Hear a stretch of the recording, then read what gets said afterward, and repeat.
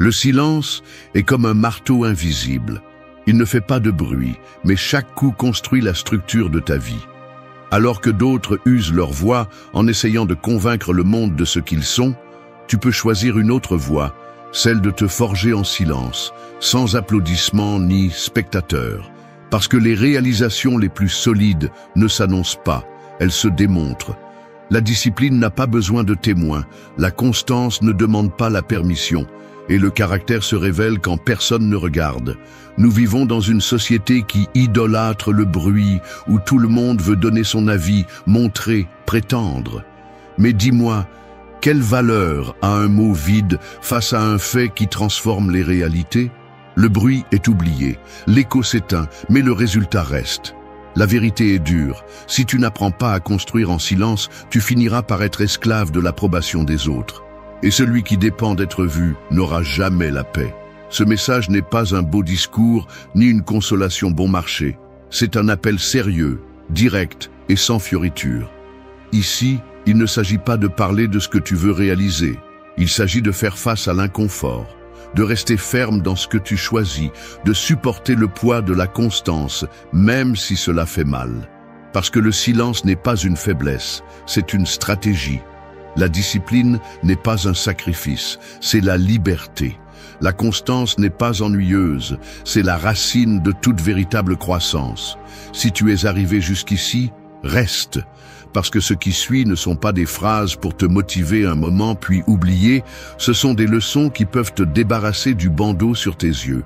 Des leçons pour que tu comprennes que le pouvoir n'est pas dans ce que tu dis, mais dans ce que tu fais, encore et encore, jusqu'à ce que la vie n'ait d'autre choix que de reconnaître ta force. 1. Avance en silence et laisse tes résultats parler pour toi. La rivière n'a pas besoin de crier pour se frayer un chemin. Elle avance simplement, constante, silencieuse, jusqu'à ce que sa force finisse par sculpter la pierre la plus dure. C'est l'essence du silence. Il ne fait pas de bruit, mais laisse des traces que personne ne peut effacer. Dans un monde où tout le monde veut être entendu, où les médias sociaux deviennent des vitrines de fausses victoires et de succès maquillés, le véritable pouvoir n'est pas dans ce qui est crié, mais dans ce qui est démontré par des actes. Le bruit est fragile, il se dissipe rapidement, mais les résultats solides restent comme des témoins indéniables de ta discipline et de ta constance. Quand tu choisis d'avancer en silence, tu te libères du poids de l'approbation externe. Personne ne sait ce que tu prévois. Personne ne peut donner son avis sur ce que tu ne montres pas encore. Personne ne peut saboter un processus qui se déroule dans l'obscurité de ton effort. Le silence devient ton armure et ta stratégie. Avancer en silence ne signifie pas se cacher par peur. Cela signifie avoir le courage de travailler sans avoir besoin d'applaudissements ni de témoins. Cela signifie avoir assez confiance en toi pour savoir que le jour où tu montreras ce que tu as construit, il n'y aura plus d'arguments pour le nier. La plupart des gens parlent trop parce qu'ils ont besoin de remplir de mots ce qu'ils ne peuvent pas soutenir par des actions. Ils promettent, exagèrent, inventent. Mais quand vient le moment de prouver, la réalité les écrase. Tu ne peux pas tomber dans ce piège. La vie ne récompense pas les promesses, elle récompense les résultats. La voix qui compte vraiment est celle de tes réalisations, celle qui se fait entendre sans que tu prononces un seul mot. Le silence n'est pas passivité, c'est un feu interne contenu, c'est de l'énergie qui se transforme en acte concret. Pense aux grands changements de ta vie. Sont-ils arrivés parce que tu les as criés au monde ou parce que tu as osé travailler, soutenir l'effort dans l'ombre jusqu'à ce qu'un jour les autres ne puissent plus l'ignorer? Le silence te protège de la pression extérieure, te donne de l'espace pour te tromper sans être jugé, t'offre un terrain fertile où tes idées peuvent grandir sans la contamination d'opinions inutiles. Chaque pas silencieux est une déclaration d'indépendance face au bruit extérieur. Beaucoup sont obsédés par l'idée d'être vus rapidement, de briller sans avoir rien construit. Cette obsession est un poison, car le désir de reconnaissance immédiate tue la patience, et sans patience, il n'y a pas de grandeur. Avancer en silence est un rappel brutal que ce qui compte n'est pas ce que les autres pensent de toi, mais ce que tu es capable de créer quand personne ne t'applaudit. Tes résultats seront ta voix, et cette voix sera si forte que même ceux qui ont douté devront l'écouter. C'est de la discipline pure, c'est se lever chaque jour pour travailler sur ce qui compte, même si personne ne le sait. C'est choisir la constance plutôt que l'approbation. C'est renoncer au spectacle pour rester avec la vérité. Parce que ce qui est construit en silence ne dépend pas des modes ni des applaudissements, cela dépend de la force de ton caractère et de ton engagement envers ce que tu dis vouloir. Et quand viendra le moment où ton effort portera ses fruits, tu n'auras plus besoin d'explication ni de justification, car tes actes parleront pour toi. 2. Fais en sorte que tes actes crient plus fort que tes mots. Une graine n'annonce pas qu'elle va grandir. Elle brise simplement la terre et devient un arbre. Elle n'a pas besoin de discours pour démontrer sa force. Elle le fait avec des racines profondes et des branches qui s'étendent vers le ciel. C'est ainsi que sont les faits. Ils parlent sans avoir besoin de mots. Ils crient sans élever la voix. En revanche, les mots seuls sont fragiles. Le vent les emporte. On les oublie facilement. Ce qui reste, c'est ce que tu fais, ce que tu construis, ce que tu es capable de soutenir avec constance. Nous vivons à une époque où tout le monde dit, tout le monde donne son avis, tout le monde veut impressionner avec des phrases qui semblent sages. Mais quand vient l'heure de vérité, la plupart sont à court, parce que parler est facile et agir demande du caractère. Le monde est plein de promesses vides, de déclarations sans fondement, de plans qui ne se réalisent jamais. Et c'est là que se distingue celui qui a vraiment de la discipline, en laissant ses actes parler pour lui. Le bruit des mots émeut pour un moment, mais les faits imposent le respect pour toujours. Personne ne peut discuter avec des résultats clairs. Tu peux contredire une opinion, mais tu ne peux pas nier un fait. C'est la force de l'action. Elle ne laisse pas de place aux débats inutiles, elle ne laisse pas de doute, elle montre simplement la vérité. Celui qui accomplit ce qu'il se propose n'a pas besoin de convaincre, car sa vie devient l'argument le plus solide. Le stoïcisme le résume bien. Il ne s'agit pas de dire que tu es vertueux, mais de vivre avec vertu. Tes actions doivent être ta carte de visite. Ne dis pas que tu es discipliné, montre-le en te levant chaque jour pour accomplir ton devoir. Ne dis pas que tu es fort, laisse ta résistance à l'adversité le confirmer. Ne dis pas que tu as de grands rêves, travaille jusqu'à ce qu'ils deviennent impossibles à ignorer. Parler trop vole aussi de l'énergie. Chaque fois que tu racontes ce que tu vas faire, tu anticipes le résultat et tu t'épuises. De plus, tu risques de te retrouver piégé dans les attentes des autres. En revanche, lorsque tu choisis de te taire et d'agir, tu restes libre. Tu n'as pas besoin d'expliquer, tu n'as pas besoin de te défendre, tu as juste besoin d'avancer. Laisse tes actes être ceux qui crient. Laisse chaque action être un message silencieux que personne ne peut réfuter. Que ta discipline se voie dans ta constance, que ton caractère se remarque dans ta façon de faire face aux difficultés. Les mots sont oubliés, les faits restent. Et quand ta vie sera remplie de résultats, tu verras que tu n'as plus besoin de parler, parce que l'écho de tes actions sera beaucoup plus fort que n'importe quel discours. 3. Concentrez-vous sur vous-même sans vous sentir coupable. Un miroir ne s'excuse pas de refléter ce qui est devant lui. Il montre simplement la vérité. Vous devriez être ainsi, quelqu'un qui se concentre sur son propre reflet, sur son propre chemin, sans avoir besoin de se justifier devant les autres. Nous vivons dans une culture qui glorifie le sacrifice pour l'approbation d'autrui, qui célèbre lorsque vous donnez votre énergie, votre temps et même votre paix pour plaire aux autres. Mais le prix à payer pour vivre ainsi est de vous perdre vous-même. Se concentrer sur soi n'est pas de l'égoïsme, c'est de la survie, c'est de l'intelligence, c'est la reconnaissance que si vous n'êtes pas bien avec vous-même, rien de ce que vous faites pour les autres n'aura de véritable valeur. Beaucoup se sentent coupables de se prioriser, comme si prendre soin de soi était un acte de trahison. Cette culpabilité est un piège, un poison déguisé en vertu, Parce que pendant que vous portez le poids de satisfaire tout le monde, les autres continuent leur vie sans se soucier de la vôtre. Et le plus cruel est que cela ne sera jamais suffisant. Vous donnerez tout et il y aura toujours quelqu'un qui exigera plus. C'est pourquoi le premier acte de véritable discipline est d'apprendre à mettre votre énergie là où elle compte le plus, en vous.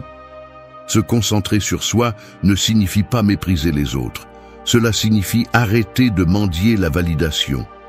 Cela signifie travailler sur vos objectifs sans vous arrêter pour l'opinion extérieure.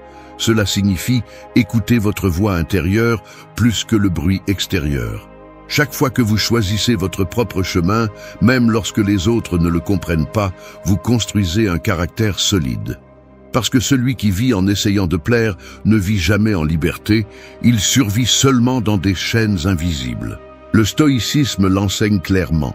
Vous ne pouvez pas contrôler ce que les autres pensent de vous, mais vous pouvez contrôler votre effort, votre attitude, votre façon de réagir. Et c'est là la clé. Ne perdez pas la vie en essayant de changer le regard des autres, perdez la peur de décevoir et concentrez-vous sur ce qui dépend de vous. C'est là la véritable force. Demandez-vous, combien de fois avez-vous arrêté de progresser par peur d'être critiqué ? Combien d'opportunités avez-vous laissé passer parce que vous avez privilégié le qu'en dira-t-on ? Chaque renoncement à vous-même est un coup porté à votre propre dignité. Et avec le temps, le prix de ces renoncements devient insupportable. La culpabilité que vous ressentez en vous concentrant sur vous-même est un mirage, un écho des attentes sociales, pas une vérité. Faites de votre vie votre priorité. Travaillez en silence, renforcez votre esprit, prenez soin de votre corps, nourrissez votre âme. Vous n'avez pas besoin d'explications, vous n'avez pas besoin de demander pardon pour vous construire. Celui qui vous apprécie vraiment le comprendra, et celui qui ne le comprend pas n'a jamais été de votre côté. Se concentrer sur soi-même est le plus grand acte de respect, car lorsque vous êtes complet, ce que vous partagez peu avec les autres a plus de valeur que tout ce que vous avez donné vide. 4. Mets ta paix intérieure au-dessus de l'approbation externe. La mer ne demande pas la permission de bouger, elle suit simplement son cours, sereine ou furieuse, peu importe si quelqu'un l'approuve ou la critique. Ta paix devrait être ainsi, indépendante, inébranlable, sans se soumettre aux caprices des regards extérieurs. Si tu décides que ta tranquillité dépend de l'opinion des autres, alors tu laisses n'importe qui avoir le pouvoir de ruiner ta journée. Et c'est la plus grande faiblesse que tu peux te permettre. La réalité est que beaucoup vivent comme des esclaves de l'approbation externe. Ils publient leur vie en attendant des applaudissements, prennent des décisions pour être acceptés, façonnent leur caractère pour s'adapter à un moule qui ne leur appartient pas. Et même s'ils obtiennent parfois de la reconnaissance, ils en ont toujours besoin de plus. C'est une addiction dangereuse. Plus tu la cherches, plus tu te vides. Parce que l'approbation est éphémère et ce qui est célébré aujourd'hui est critiqué demain. Le stoïcisme enseigne que la seule chose que tu peux gouverner est ton intérieur. Tu ne peux pas contrôler ce que les autres pensent, ni comment ils réagissent, mais tu peux décider si tu donnes ta paix ou si tu la protèges comme le trésor le plus précieux. Et quand tu comprends cela, tu arrêtes de mendier de la reconnaissance. Tu découvres que ta vie n'a pas besoin de spectateurs, elle a juste besoin de cohérence entre ce que tu ressens, penses et fais. La paix intérieure devient un acte de discipline. Ce n'est pas de la passivité, c'est de la fermeté. C'est choisir de ne pas réagir à chaque critique, c'est maintenir ton calme, même si on te provoque. C'est rester fidèle à toi-même, même si tu déçois les autres. Parce que le véritable échec n'est pas de déranger quelqu'un, mais de te trahir par peur de perdre son approbation. Et quand tu tombes dans ce piège, la facture arrive toujours. Anxiété, frustration et vide. Demande-toi, combien de fois as-tu dit oui quand tu voulais dire non? Combien de nuits as-tu senti que tu portais le poids de vivre une vie qui n'est pas la tienne? Chaque concession à l'approbation externe est une brique de moins dans le mur de ta paix. Et si tu ne la protèges pas, un jour tu découvriras qu'il ne reste rien pour te soutenir. La société veut du bruit, de l'apparence, de l'obéissance. Mais ton devoir envers toi-même est plus grand. Préserver ta paix, même si on te juge pour cela. Parce que la paix ne se négocie pas, ne se vend pas, ne se donne pas en échange de flatterie. Elle est à toi, et il ne dépend que de toi de la maintenir ferme. La mer n'a pas besoin d'applaudissements pour être immense, et tu n'as pas besoin d'approbation pour être libre. Choisis ta paix au-dessus de toute voie externe, et tu verras comment ta vie devient plus solide que n'importe quelle reconnaissance passagère. 5. Pratiquez la compassion avec des limites claires, sans sacrifier votre dignité. Le feu réchauffe et donne la vie lorsqu'il est contrôlé, mais si vous le laissez se propager sans mesure, il consume tout sur son passage. Il en va de même pour la compassion, nécessaire, humaine et puissante, mais si vous ne lui imposez pas de limites, elle devient une arme contre vous. Aider sans mesure, donner sans conscience et porter ce qui ne vous appartient pas peut sembler noble, mais cela finit par vous détruire de l'intérieur. La véritable compassion n'est pas de se sacrifier jusqu'à se perdre, mais d'apprendre à donner sans renoncer à sa propre dignité. Beaucoup pensent que être compatissant signifie tout supporter, tolérer les abus, se taire face à l'injustice ou vivre comme des sauveurs éternels des problèmes des autres. Cette vision est erronée et dangereuse. La compassion ne doit pas être confondue avec la faiblesse ni avec l'esclavage émotionnel. Être compatissant implique de comprendre la douleur de l'autre, de tendre la main quand c'est juste, mais aussi de reconnaître quand cet acte commence à briser votre paix et votre intégrité. Le stoïcisme enseigne que la vertu réside dans l'équilibre. Il ne s'agit pas d'être froid ou de se fermer au monde, mais pas non plus de se perdre dans la vie des autres en oubliant la vôtre. Pratiquer la compassion avec des limites est un acte de sagesse, car vous reconnaissez que vous ne pouvez pas porter le destin de tous. Et même si l'ego veut sentir que vous êtes indispensable, la vérité est que vous ne l'êtes pas. Chaque personne a son chemin et ses responsabilités, et essayer de vivre pour eux ne fait que ruiner le vôtre. Mettre des limites claires ne signifie pas être égoïste, cela signifie se respecter. Cela signifie comprendre que votre énergie est finie, et que si vous la donnez sans filtre, vous finirez vide. Lorsque quelqu'un franchit ses limites, lorsque son besoin devient un abus, la chose la plus compatissante que vous pouvez faire est de l'arrêter. Parce que si vous vous détruisez en donnant, à la fin, il ne restera rien à offrir. La véritable compassion naît de la force, pas du martyre. Demandez-vous, combien de fois avez-vous dit oui à des choses que vous saviez épuisantes par peur de mal paraître? Combien de fois avez-vous aidé quelqu'un qui ne valorisait même pas votre effort? Ce genre de don n'est pas de la compassion, c'est de l'auto-abandon. Et chaque fois que vous choisissez l'auto-abandon, votre dignité s'érode. La compassion avec des limites est différente. Vous aidez parce que vous le voulez, pas parce qu'on vous y oblige. Vous accompagnez sans perdre votre chemin. Vous donnez ce que vous pouvez sans vous vider. Et quand vient le moment de dire « jusqu'ici », vous le dites sans culpabilité. Ce non, ferme, est aussi un acte d'amour, car il protège ce que vous êtes et empêche les autres de s'habituer à piétiner votre valeur. Souvenez-vous de ceci. La compassion sans dignité n'est pas une vertu. C'est de l'esclavage déguisé. Et celui qui s'esclavise pour plaire ne pourra jamais vivre en paix. Aidez, oui, mais sans vous perdre.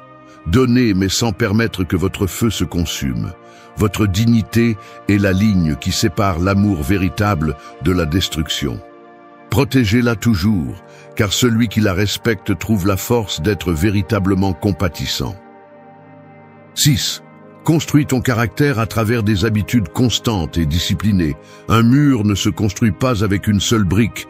Il se construit en posant une après l'autre, jour après jour, jusqu'à ce que la structure soit si solide qu'elle résiste au passage du temps.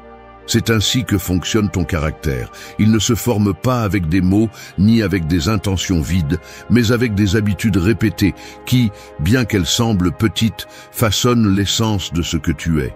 Chaque décision que tu prends, chaque action que tu maintiens en silence, est une brique qui renforce ou affaiblit ton caractère. Le problème est que beaucoup attendent de grands changements du jour au lendemain. Ils veulent se transformer en personnes fortes et disciplinées sans passer par le processus qui forge la véritable force. Le caractère ne se construit pas dans les moments de confort, il se forge dans la routine, dans la constance, dans ces batailles quotidiennes qui semblent insignifiantes, mais qui, avec le temps, te définissent. C'est se lever tôt, même si tu n'en as pas envie. C'est tenir ta parole, même si personne ne te regarde. C'est résister à la tentation d'abandonner lorsque le chemin devient difficile. Le stoïcisme enseigne que ce que nous faisons chaque jour compte plus que ce que nous disons vouloir faire. Il ne suffit pas d'avoir des idéaux, il faut les vivre. Et les vivre nécessite de la discipline, la capacité de rester ferme, même lorsque ton esprit cherche des excuses pour abandonner. Il est facile de parler de grandeur, il est difficile de maintenir les habitudes qui la construisent. Parce que la grandeur n'est pas atteinte en un instant, elle se cultive pas à pas, comme la rivière qui sculpte le rocher avec une patience implacable. Tes habitudes sont le reflet de ton caractère. Si tu es constant, ton caractère se renforce. Si tu es inconstant, ton caractère s'affaiblit. Personne ne naît avec la discipline faite, elle s'entraîne. Chaque fois que tu choisis la constance sur la paresse, tu entraînes ton caractère. Chaque fois que tu tiens ce que tu t'es promis, tu renforces ta propre confiance. Et chaque fois que tu cèdes au confort, tu donnes du pouvoir à la faiblesse qui te maintient stagnant. Demande-toi, quelles habitudes maintiens-tu aujourd'hui qui façonnent la personne en qui tu veux te transformer? Si tes actions quotidiennes ne reflètent pas tes idéaux, alors tu construis un mur fragile qui s'effondrera au premier coup. Le caractère ne s'improvise pas, il se prépare, et il se prépare dans la discipline quotidienne qui n'a pas besoin de témoins. Rappelle-toi ceci, le monde ne respecte pas tes intentions, il respecte ton caractère. Et ton caractère est le résultat de ce que tu répètes chaque jour. Fais de tes habitudes ton plus grand outil de construction. Construis ta vie avec discipline, pose chaque brique avec constance, et quand tu regarderas en arrière, tu verras que tu as construit un mur si solide que rien ne pourra le renverser. 7. Transforme le doute et la critique en carburant pour grandir. Le vent qui tente d'éteindre une flamme faible est le même qui attise un feu fort. C'est ainsi que fonctionnent le doute et la critique. Ils peuvent t'étouffer si ton intérieur est fragile, mais si tu apprends à les utiliser, ils deviennent l'air qui alimente ta croissance. Personne n'avance dans la vie sans faire face à des voix qui questionnent, sans rencontrer des regards qui doutent ou des mots qui cherchent à décourager. La clé n'est pas d'éviter ces situations, mais de transformer chaque coup en élan, chaque doute en motivation et chaque critique en une raison supplémentaire de rester ferme. Beaucoup s'arrêtent parce qu'ils ont peur d'être jugés. Ils se paralysent à l'écoute d'une critique ou lorsque quelqu'un met en doute leur capacité. Et c'est compréhensible, car le jugement fait mal, car personne ne veut se sentir pointé du doigt. Mais cette réaction ne fait que démontrer la dépendance à l'approbation des autres. Le stoïcisme enseigne que tu ne contrôles pas ce que les autres disent ou pensent, la seule chose qui est entre tes mains est la façon dont tu réponds. Tu peux te laisser couler par leurs paroles ou les transformer en rappel que ta valeur ne dépend de personne d'autre. Chaque critique peut être un miroir. Certaines révèlent des vérités que nous ne voulons pas accepter. Et c'est là l'occasion de grandir. D'autres naissent du poison de l'envie, et dans ce cas, elles sont la preuve que tu avances plus que tu ne le penses. Si tu apprends à distinguer entre les deux, tu ne perdras jamais. Parce que si la critique est vraie, elle te corrige et te renforce. Et si elle est fausse, elle t'entraîne en résilience et te pousse à continuer sans dépendre des autres. Il en va de même pour le doute. Quand quelqu'un te dit que tu ne peux pas, tu peux l'interpréter comme une sentence ou comme un défi. Celui qui abandonne prouve que le doute avait raison, mais celui qui avance transforme ce doute en l'étincelle qui allume sa détermination. Pense à tous ceux qui ont un jour accompli l'impossible. La plupart étaient chargés de l'incrédulité des autres, mais ils ont choisi de faire de ces doutes du carburant, pas des chaînes. La vie mettra toujours des obstacles sur ton chemin, et il y aura toujours des voix qui questionneront ta route. Tu ne peux pas les faire taire, mais tu peux décider que chaque mot contre toi soit un pas de plus en avant. C'est l'attitude de celui qui transforme l'adversité en pouvoir. Il ne se plaint pas, il ne se justifie pas, il démontre simplement par des faits qu'aucune critique n'a la force de l'arrêter. Rappelle-toi ceci, les jugements des autres ne définissent pas qui tu es, ils exposent seulement qui ils sont. Ta tâche est de transformer ce bruit en énergie, ce doute en élan, et cette critique en entraînement. Fais en sorte que chaque coup te rende plus fort et que chaque mot contre toi soit le carburant qui te rapproche de ta version la plus améliorée. 8. Change ton focus du problème à la possibilité. Une boussole n'élimine pas les montagnes ni les rivières du chemin, mais elle te rappelle dans quelle direction avancer. C'est ainsi que ton esprit doit fonctionner, non pas concentré sur l'obstacle qui se trouve devant toi, mais sur la direction de la solution. Lorsque tu fixes ton regard uniquement sur le problème, celui-ci devient plus grand, te consume, te paralyse. Mais lorsque tu décides de voir la possibilité, tu trouves des routes qui semblaient auparavant invisibles. Le changement n'est pas dans ce que tu affrontes, mais dans la façon dont tu l'interprètes. L'erreur la plus courante est de rester coincé dans la plainte. Des personnes qui parlent sans cesse de la difficulté, de l'injustice, de l'impossibilité. Et pendant qu'elles gaspillent leur énergie à répéter la même chose, elles ne font rien pour le transformer. Le problème n'est pas le problème en soi, c'est l'attitude avec laquelle tu l'affrontes. Le stoïcisme enseigne que l'extérieur ne dépend pas de toi. Ce qui dépend de toi est ta réponse. Cette différence est celle qui sépare ceux qui coulent de ceux qui avancent. Quand tu te concentres sur les possibilités, l'esprit passe du mode victime au mode créateur. Tu commences à voir des opportunités là où d'autres voient des barrières. Si tu perds un emploi, tu ne le vois pas seulement comme une perte, mais comme une porte pour te réinventer.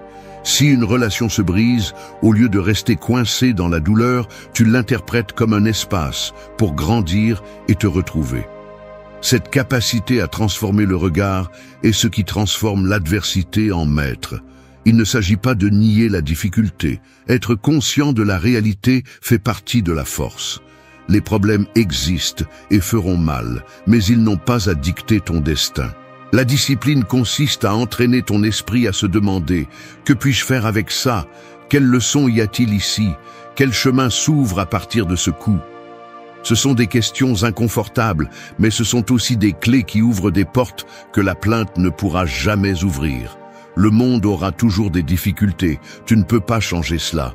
Ce que tu peux décider, c'est si tu restes coincé dans l'obscurité du problème ou si tu allumes la lumière de la possibilité.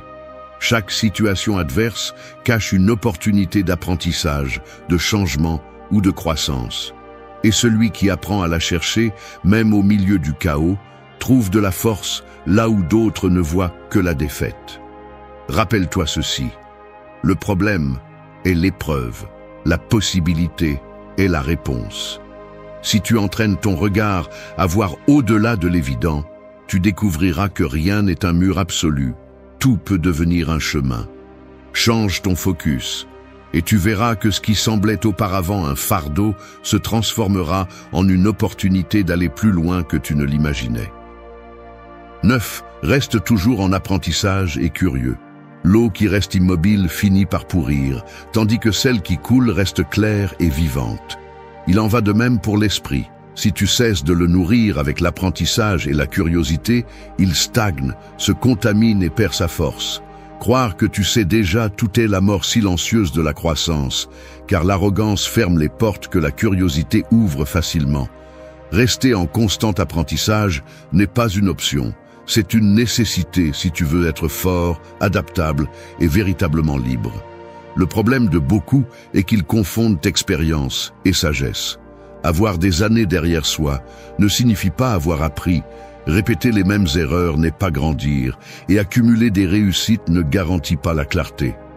L'arrogance intellectuelle est dangereuse, car elle te convainc que tu n'as pas besoin de t'améliorer.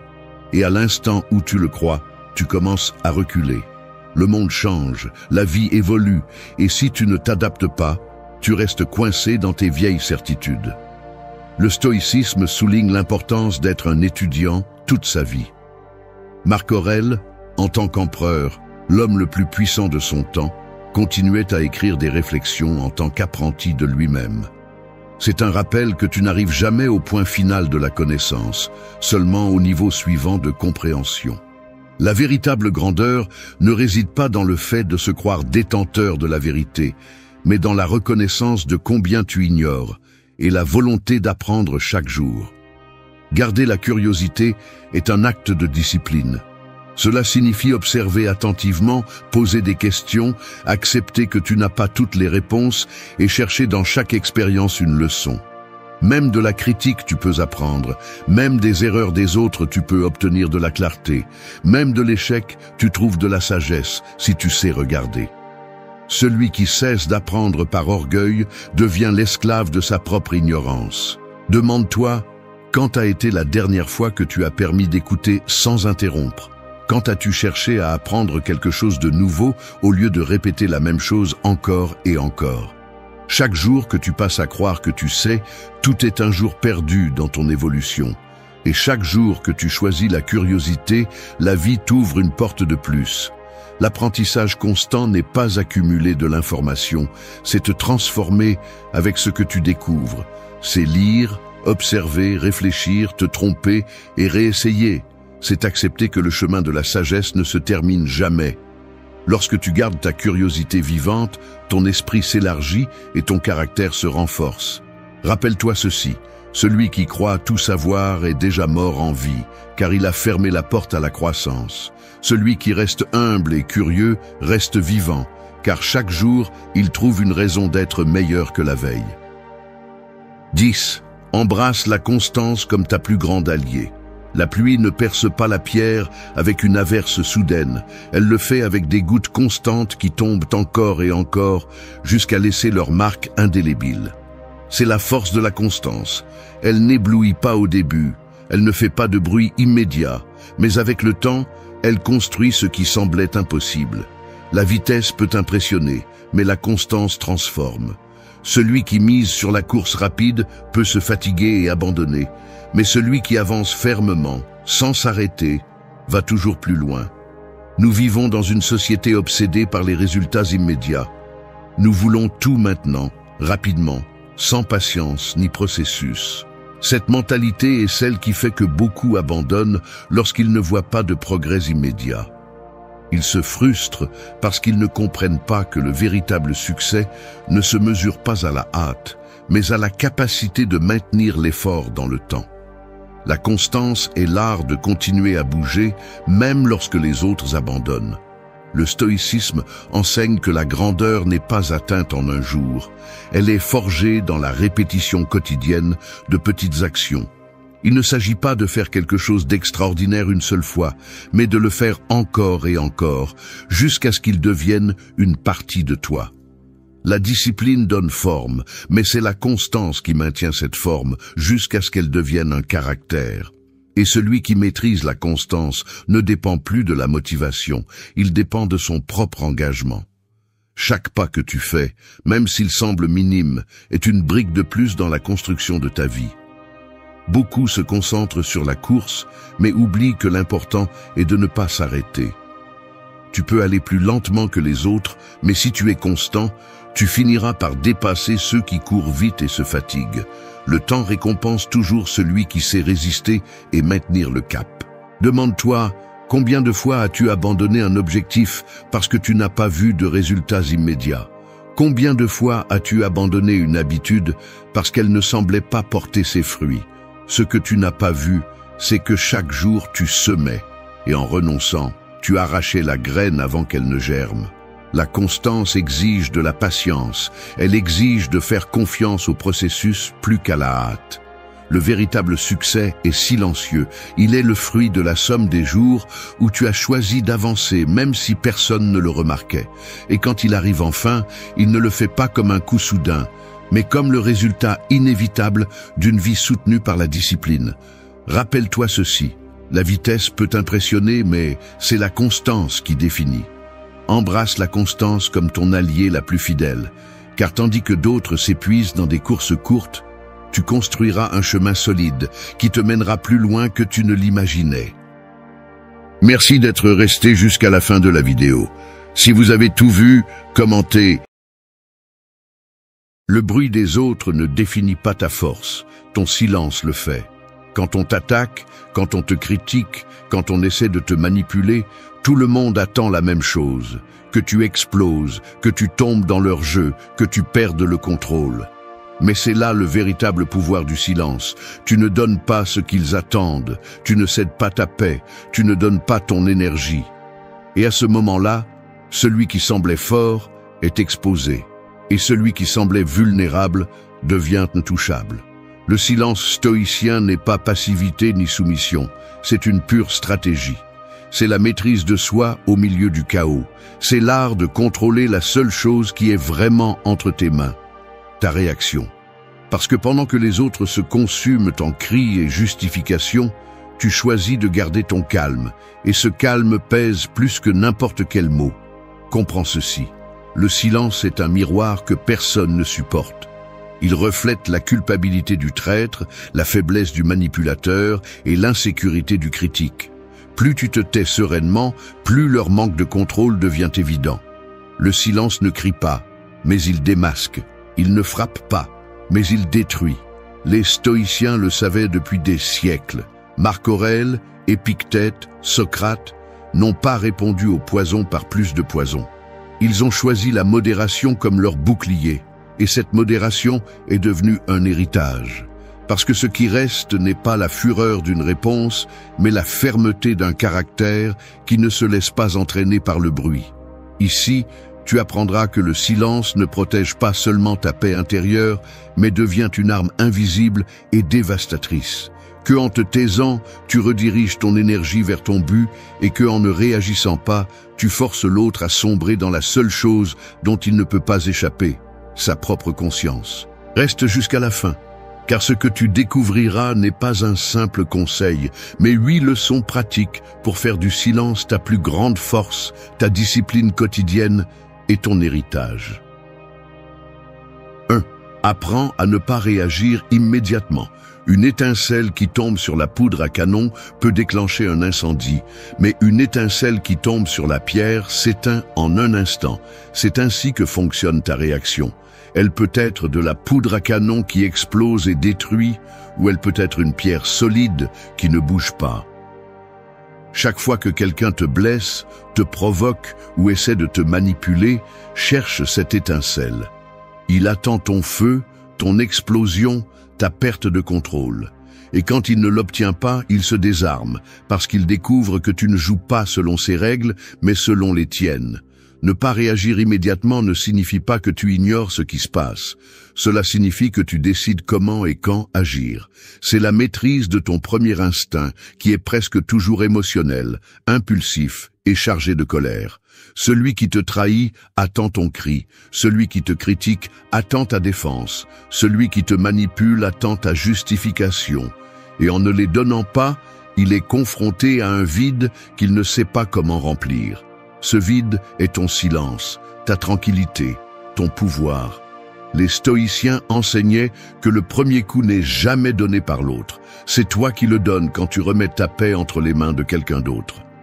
Marc Aurèle disait que le pouvoir réside dans le contrôle de l'esprit, pas dans le contrôle des autres. Et cela commence par freiner ta réaction. Chaque mot que tu ne dis pas, chaque geste que tu retiens, est un acte de force. Parce que se taire face à la provocation n'est pas de la lâcheté, c'est montrer que ta volonté vaut plus que l'impulsion du moment. Dans la vie quotidienne, ce principe est mis à l'épreuve à chaque instant. Au travail, quand quelqu'un essaie de te discréditer devant les autres, ta première réaction est de te défendre. Mais si tu t'arrêtes, si tu choisis de ne pas répondre immédiatement, ce qui est exposé n'est pas ton insécurité, mais l'insécurité de celui qui attaque. Dans une dispute de couple, quand les mots deviennent blessants, le silence n'est pas de l'indifférence, c'est du contrôle. Il te permet de réfléchir, d'organiser tes idées et de parler à partir de la raison et non de la colère. Même en famille ou entre amis, Quand tu reçois des critiques déguisées en conseils, ne pas réagir immédiatement te donne le temps d'analyser si ces mots proviennent de la vérité ou du poison de l'envie. Le silence face à la provocation fonctionne comme un miroir qui renvoie l'image réelle de l'autre. S'il garde de la rancœur, tu la verras plus clairement. S'il cherche la bagarre, il aura l'air ridicule en se battant seul. S'il essaie de te manipuler, il sera frustré de ne pas pouvoir contrôler ta réponse. Et cette frustration est plus forte que n'importe quelle vengeance que tu pourrais donner. Parce que celui qui perd le contrôle en premier perd la bataille. Ne pas réagir immédiatement n'est pas un simple conseil, c'est un entraînement constant. Cela signifie apprendre à respirer avant de répondre, observer avant d'agir et se rappeler que tu n'as rien à prouver à personne. Ton silence est ta preuve, ta tranquillité est ta victoire, et ta discipline est ce qui fera que, avec le temps, les autres te respecteront plus pour ce que tu tais que pour ce que tu dis. Pense à cela. Chaque fois que tu choisis de ne pas réagir, tu ne te protèges pas seulement de l'attaque de l'autre, tu te libères aussi du poison qu'il essaie de semer en toi. C'est là la véritable force du stoïcien. Il n'a pas besoin d'élever la voix, ni de se perdre dans le bruit.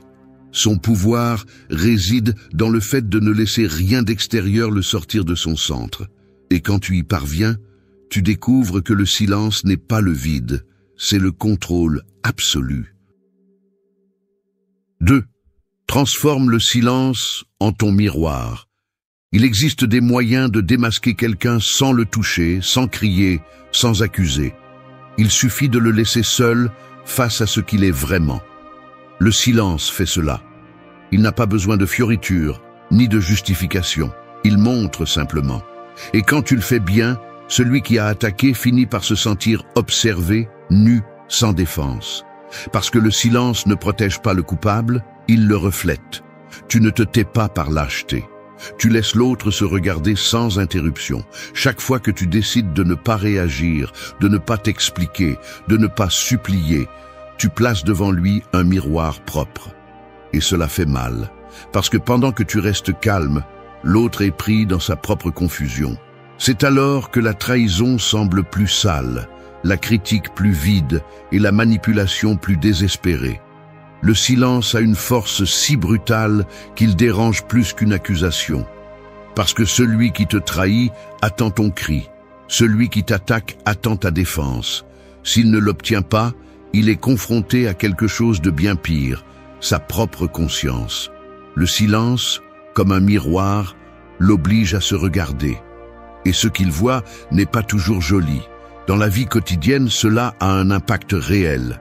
Quand un collègue de travail essaie de te discréditer et que tu décides de ne pas entrer dans son jeu, tu laisses les autres le voir tel qu'il est. Quand quelqu'un t'attaque sur les réseaux sociaux en cherchant ta réaction et que tu choisis de ne pas répondre, le bruit le consume lui, pas toi. Dans les relations personnelles, quand quelqu'un essaie de te manipuler avec des réclamations et que tu décides de te taire avec dignité, tu laisses son besoin de contrôle à découvert. Épictète enseignait que tu n'as pas de contrôle sur ce que les autres font ou disent, seulement sur ta façon de répondre. Et parfois, la meilleure réponse est de ne pas en donner. Parce que le silence ne protège pas seulement ton énergie, il projette aussi une image de contrôle et de sécurité que personne ne peut briser. Et cette image agit comme un reflet. L'autre voit en toi tout ce qu'il n'a pas. Mais il ne sert pas seulement à démasquer les autres. Le silence te révèle aussi à toi-même. Es-tu capable de le maintenir sans que la colère te ronge? Peux-tu l'utiliser comme un bouclier sans le transformer en indifférence? Ton calme est-il réel ou n'est-ce que de l'orgueil déguisé? Chaque fois que tu choisis le silence comme miroir, tu entraînes aussi ta propre force. Parce qu'il n'est pas facile de se taire quand on est blessé, mais c'est là que le caractère se forge le plus. Ce type de silence n'est pas passif, il est intentionnel. Il n'est pas indifférent, il est sage. Et il n'est pas faible, il est fort. Parce que pendant que beaucoup utilisent des mots pour essayer de dominer, tu utilises le silence pour démasquer. Et ce démasquage n'est pas oublié. Tu n'as pas besoin de prouver que tu as raison.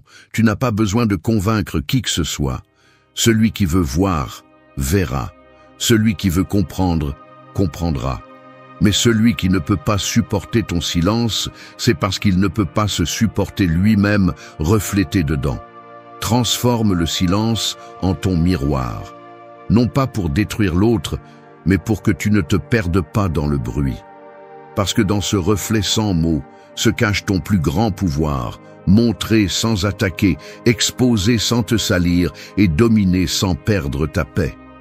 C'est la stratégie stoïcienne que beaucoup ne comprennent pas, mais que tous ressentent, et celui qui la ressent ne l'oublie jamais. 3. Protège ton énergie avec le silence. Il existe des endroits où chaque mot est un piège, où ouvrir la bouche revient à laisser la porte ouverte à des voleurs invisibles qui te volent sans te toucher. Des personnes qui ne cherchent pas à te comprendre, seulement à épuiser le peu de clarté qui te reste. Des environnements où tout ce que tu dis sera utilisé contre toi, non pas par justice, mais par commodité. Dans ces espaces, le silence n'est pas seulement un choix judicieux, c'est un acte de défense. Chaque fois que tu t'impliques dans des discussions inutiles, chaque fois que tu te justifies devant quelqu'un qui a déjà décidé de ne pas t'écouter, tu perds de l'énergie vitale. Cette énergie que tu devrais utiliser pour avancer est gaspillée en répondant à des provocations conçues pour te déstabiliser. Et c'est que beaucoup ne veulent pas ta vérité, ils veulent ta réaction. Parce que tant que tu réagis, tu leur appartiens. Se taire ne signifie pas toujours se rendre. Parfois, c'est la seule façon de conserver ce qui vaut la peine. Le silence devient une barrière contre ce qui draine, un filtre qui empêche le toxique de se mélanger à ton centre. Tout ne mérite pas une explication, tout le monde ne mérite pas une réponse. L'énergie que tu investis dans l'inutile ne revient jamais intacte. Dans le monde stoïcien, protéger l'énergie n'est pas de l'égoïsme, c'est de la discipline. Épictète le disait clairement. Il faut apprendre à distinguer ce qui dépend de toi et ce qui ne dépend pas. Et ce que les autres disent, ce que les autres pensent, ce que les autres inventent, ne dépend pas de toi. Ce qui dépend, c'est comment tu réponds. Et parfois, ne pas répondre est le plus grand acte de pouvoir. Dans le quotidien, cela se manifeste tout le temps. Un commentaire passif-agressif qui cherche à te faire exploser, une critique déguisée en conseil qui cherche à semer l'insécurité en toi, une discussion qui te tire sans sens, juste pour t'épuiser émotionnellement. Dans chacun de ces cas, si tu réagis, tu perds. Si tu choisis le silence, tu restes intact. Le silence ne signifie pas que tu ne ressens pas, cela signifie que tu ne cèdes pas. Ce n'est pas de la répression, c'est de la contention. C'est l'art de choisir tes batailles, de savoir quand parler et quand conserver ce que tu as à l'intérieur, parce qu'il y a des mots qui coûtent plus cher que ce qu'ils valent. Et quand tu t'habitues à te défendre de tout, tu t'épuises avec tout. Tu n'es pas venu dans ce monde pour expliquer chaque décision, pour justifier chaque pas, pour corriger chaque mensonge qu'on dit sur toi. Tu es venu pour te construire. Et pour cela, tu as besoin d'énergie. Une énergie qui se prend soin, qui se gère, qui se protège. Et la meilleure façon de le faire est de ne pas réagir à ce qui ne mérite pas ta réaction. Le silence n'est pas seulement un bouclier, c'est aussi une affirmation. Chaque fois que tu choisis de te taire, tu dis « cela ne me mérite pas ». Tu fais clairement comprendre que ton attention a un prix et que tout le monde ne peut pas le payer. Celui qui ne sait pas protéger son énergie avec le silence finit par être brisé de l'intérieur en essayant de soutenir ce que les autres détruisent avec des mots. Mais celui qui apprend à garder le silence au bon moment commence à construire une vie plus solide, plus centrée, plus libre. Fais du silence ta frontière, non pas pour t'éloigner du monde, mais pour que le monde ne t'entraîne pas avec lui. Parce qu'au milieu du bruit, celui qui sait quand se taire, c'est celui qui domine vraiment la scène. Et cette domination, ce contrôle de soi, c'est ce qui te garde fort quand tout le monde essaye de t'épuiser. 4. Fais du silence ta discipline quotidienne. Tout comme le guerrier aiguise son épée chaque matin avant de sortir, tu dois aiguiser ton esprit avec le silence avant d'affronter la journée. Il ne s'agit pas seulement d'éviter le bruit extérieur, mais de ne pas devenir toi-même ce bruit. La plupart des gens sortent dans le monde avec l'impulsion de parler, d'expliquer, de réagir, de justifier. Mais très peu sortent avec la volonté ferme de garder le silence quand c'est nécessaire. Et c'est là la différence entre ceux qui s'épuisent et ceux qui se renforcent. Le silence ne s'improvise pas, il se travaille. Et cet entraînement commence par de petites décisions quotidiennes. Tu n'as pas besoin que tout le monde sache ce que tu penses. Tu n'as pas à commenter chaque provocation. Tu n'as pas à clarifier tout ce que les autres mal interprètent. En fait, plus tu valorises ta paix, moins tu as besoin de mots. La discipline du silence ne t'isole pas, elle te centre. Elle ne te déconnecte pas, elle te renforce. Fais du silence une habitude. Non pas comme un acte forcé, mais comme une façon de vivre avec conscience. Avant de parler, demande-toi si ce que tu vas dire construit ou ne fait que décharger. Avant de réagir, réfléchis si tu le fais à partir de la raison ou de l'ego blessé. Avant de te justifier, comprends si tu le fais pour la clarté ou par insécurité. La discipline du silence exige l'honnêteté envers toi-même, et c'est la plus difficile de toutes. Marc Aurèle écrivait pour lui-même, pas pour les autres. Ces mots étaient des réflexions internes, pas des discours pour convaincre le monde. Parce que les stoïciens savaient que la véritable transformation se produit dans l'intimité de la pensée, pas dans l'exposition de l'opinion. C'est pourquoi le silence quotidien est une pratique, un entraînement de caractère.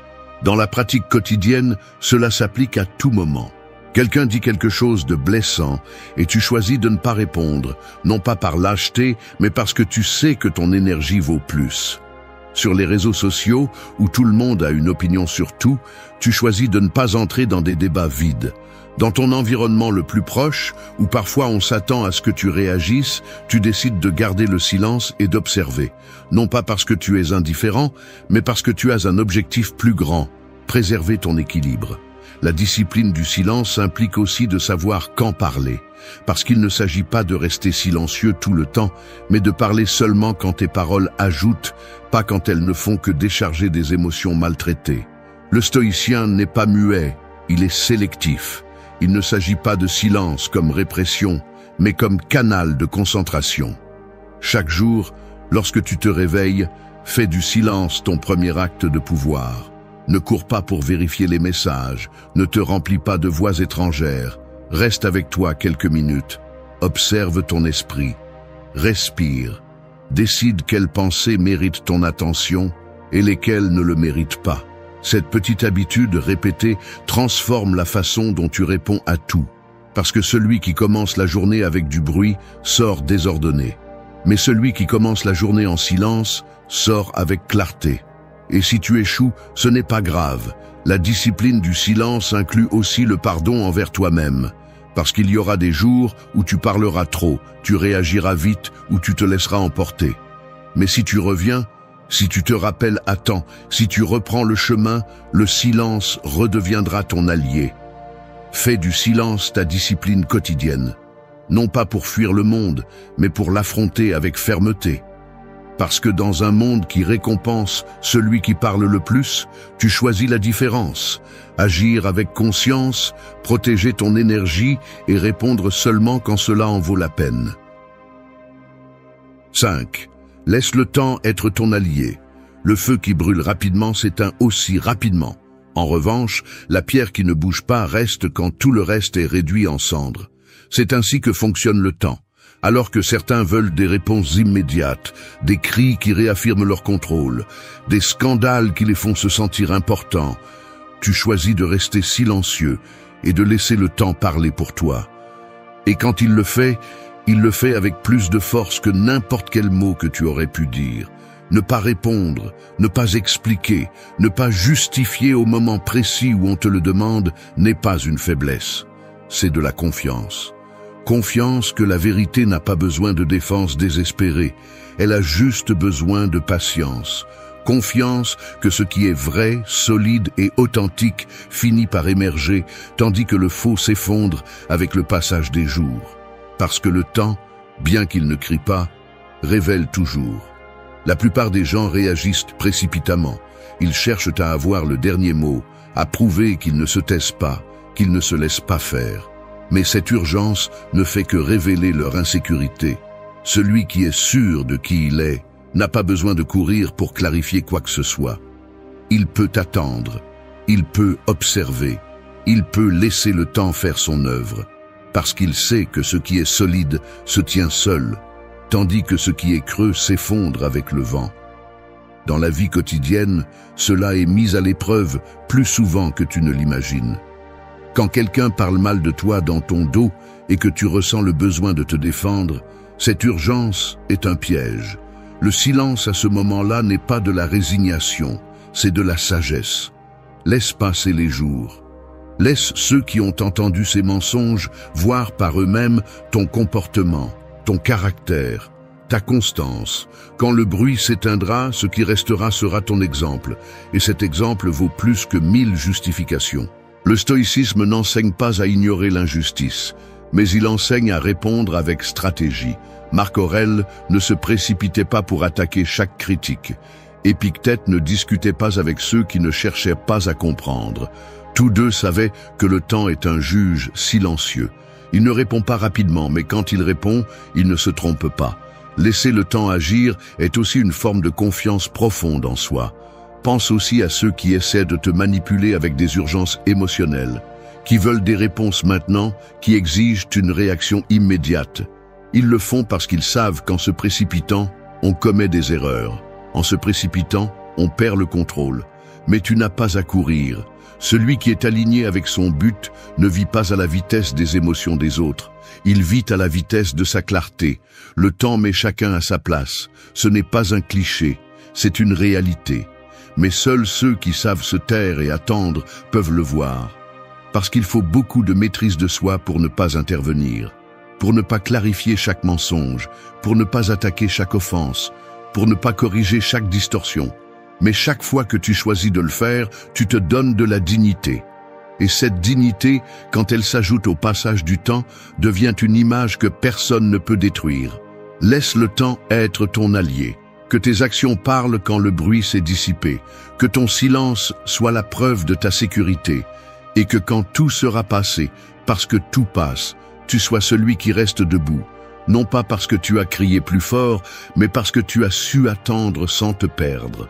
Le temps ne se trompe pas, il a juste besoin que tu ne le presses pas. 6. Transforme ta douleur en force à travers le silence. Une blessure exposée à l'air s'infecte, mais une blessure couverte, traitée avec soin et sans exposition, commence à guérir. C'est ainsi avec la douleur. Quand tu la cries, quand tu l'utilises pour attaquer, quand tu la transformes en drame public, elle devient plus profonde. Mais quand tu la traverses en silence, sans l'embellir, sans chercher la pitié, cette même douleur se transforme en quelque chose de différent. Elle devient une partie de ta structure, une couche supplémentaire de résistance qui n'est pas visible à première vue, mais qui change tout. Le silence n'est pas toujours pour les autres. Parfois, c'est un espace sacré pour toi. Un lieu où tu ramasses les morceaux de ce que les autres ont brisé, où tu ordonnes ce que le monde a désordonné, où tu assimiles ce qui faisait mal sans raison. Se taire n'est pas nier la douleur, c'est décider que tu ne l'utiliseras pas comme excuse. C'est comprendre que ce qui fait mal maintenant, si tu le travailles calmement, peut devenir ta plus grande force. Quand on te trahit, la première réaction est d'exploser. Tu veux crier l'injustice, la cruauté, la saleté, mais cela ne fait qu'alimenter le chaos. Si tu choisis le silence, tu commences vraiment à t'écouter. Là-dedans, où personne d'autre n'entre, tu commences à comprendre ce qui s'est vraiment passé, non pas à partir de la colère, mais à partir de la vérité.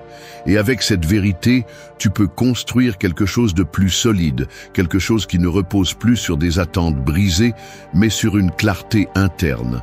Le stoïcisme ne demande pas que tu ignores la souffrance, il demande que tu ne la transformes pas en spectacle. Sénèque disait que la douleur est mieux supportée quand on ne lui donne pas constamment la parole. Non pas parce que tu dois l'avaler, mais parce que tout le monde ne mérite pas de connaître tes batailles. La douleur traitée en silence mûrit, se met en place et laisse de la place pour la croissance. Celui qui ne fait que crier la répète, et en la répétant, il ne la surmonte jamais. Dans ta vie quotidienne, tu l'as vécue plus d'une fois. Cette trahison que tu n'as racontée à personne, cet abandon que tu as avalé en silence, ce moment où tu as pleuré sans que personne ne le remarque. Ce que tu as fait après avec ça a défini ton caractère. Si tu as décidé que cette douleur ne te briserait pas, mais te façonnerait, tu as fait le premier pas vers une version plus forte de toi-même. Et si tu ne l'as pas fait alors, c'est le moment de commencer. Taire la douleur n'est pas faire semblant qu'elle ne fait pas mal. C'est ne pas offrir cette douleur à celui qui l'a causée. C'est ne pas devenir une victime qui a besoin de validation. C'est être l'architecte de ton propre processus. Chaque fois que tu choisis le silence face à la souffrance, tu construis quelque chose en toi. Quelque chose qui ne se voit pas, mais qui se ressent ensuite. Dans ta présence, dans ta sécurité, dans ton regard ferme. Transformer la douleur en force n'est pas automatique, c'est une décision quotidienne. C'est choisir de ne pas nourrir des pensées qui ne font qu'ouvrir davantage la blessure. C'est apprendre du dommage sans le transformer en identité. C'est prendre le silence comme espace de reconstruction. Et ce processus, bien qu'invisible, est le plus puissant de tous. La prochaine fois que quelque chose te fait mal, ne cours pas pour le raconter, ne le transforme pas en drapeau. Ne l'utilise pas comme outil pour attirer l'attention. Amène-le à ton silence, écoute-le là, demande-lui ce qu'il veut t'enseigner. Et quand tu le comprendras, transforme-le en action, en but, en détermination. Parce que personne ne sort de la douleur de la même manière. Elle te détruit ou te transforme. Et si tu choisis le silence comme pont, cette douleur devient ta base. Une base solide qui ne dépend de personne, qui n'a pas besoin de validation externe. Seul toi sais ce que tu as traversé. Seul toi sais comment tu l'as affronté. Et si tu l'as fait en silence, ta force parlera pour toi sans avoir besoin d'un seul mot. 7. Fais en sorte que ta vie parle plus fort que tes mots. Certaines démarches laissent une empreinte même sur un sol sec, non pas parce qu'elles font du bruit, mais parce qu'elles se répètent avec fermeté, direction et objectif. C'est ainsi qu'il faut vivre, avec une présence si solide qu'elle n'a pas besoin de s'expliquer.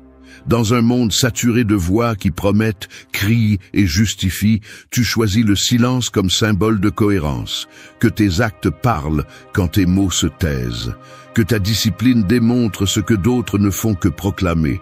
Il ne s'agit pas de vivre pour impressionner, mais de vivre avec une telle clarté qu'il n'est pas nécessaire de dire qui tu es. Lorsque tes actions reflètent tes principes, tu n'as plus besoin de te défendre. Tu n'as pas à entrer dans des débats, ni à expliquer chaque décision. Celui qui observe attentivement comprendra sans que tu dises rien. Et celui qui ne veut pas comprendre ne le fera pas même si tu lui expliques tout. L'erreur commune est de penser que le silence te laisse sans voix. Mais c'est tout le contraire. Lorsque tu restes ferme sans réagir, lorsque tu choisis de ne pas parler et de continuer à travailler sur ton processus, ce que tu fais devient plus visible que n'importe quel mot. Le silence, lorsqu'il est soutenu par une action constante, devient un langage plus puissant que n'importe quel argument. Les stoïciens le savaient bien.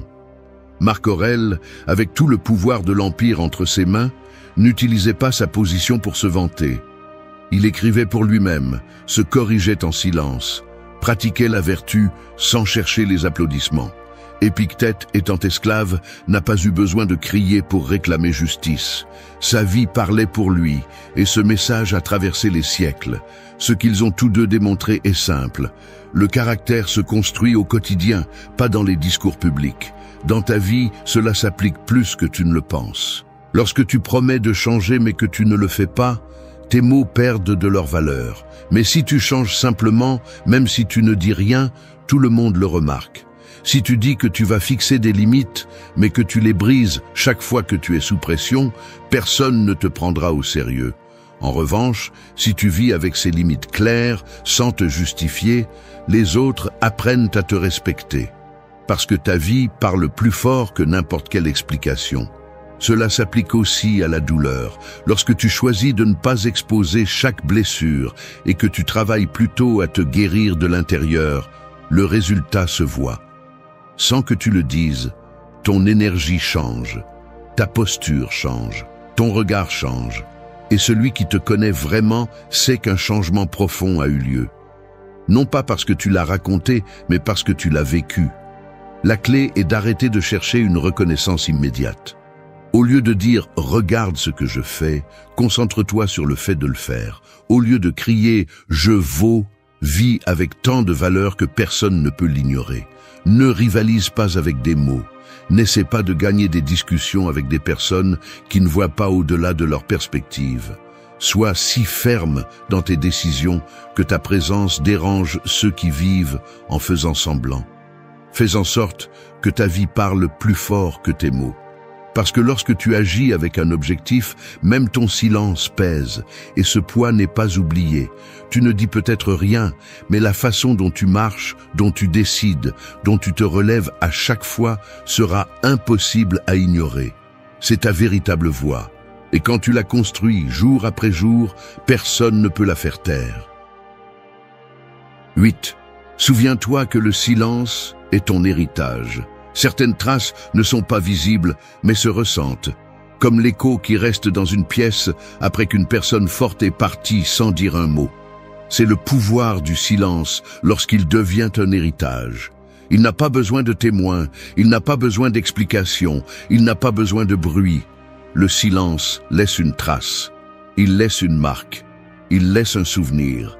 Quand tu décides de ne pas réagir, quand tu choisis de ne pas t'exposer à ceux qui ne valorisent pas ta vérité, quand tu préfères te retirer en paix plutôt que de rester à te battre pour une place qui ne t'appartient plus, tu laisses un message plus clair que n'importe quel discours. Tu ne tombes pas dans les provocations, tu ne t'épuises pas pour des miettes, tu sais qui tu es.